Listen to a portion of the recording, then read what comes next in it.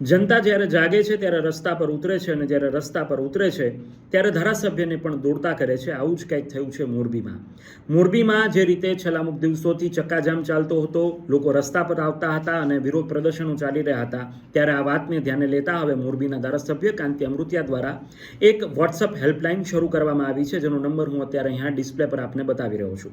આ WhatsApp helpline એ માત્ર message માટે છે, કોલ માટે આ નંબર નથી. જે પણ મોરબીના વિસ્તારોની અંદર લોકોને મુશ્કેલીઓ પડતી હશે, સમસ્યાઓ હશે, તે સમસ્યાનો ફોટો અથવા વિડીયો, તેમનું નામ, એ વિસ્તારનું લોકેશન, આ બધું જ તેમને આ વોટ્સઅપ નંબર પર મોકલવાનું રહેશે, જેને વહેલામાં વહેલી તકે એ સમસ્યાનું નિવારણ લાવવા માટે ધારાસભ્ય દ્વારા પ્રયત્ન કરવામાં આવશે. એટલા માટે જ મેં કહ્યું કે જ્યારે જનતા જાગે છે અને રસ્તા પર ઉતરે છે ત્યારે ધારાસભ્યોને પણ દોડતા કરે છે અને જે ધારાસભ્યો કામ નથી કરતા તેને પણ કામ કરવું પડે છે.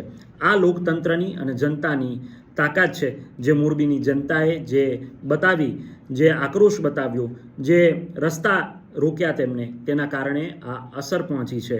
અને એટલા માટે જ લોકતંત્રની અંદર જનતાનો અવાજ એ ખૂબ જ મજબૂત હોય છે.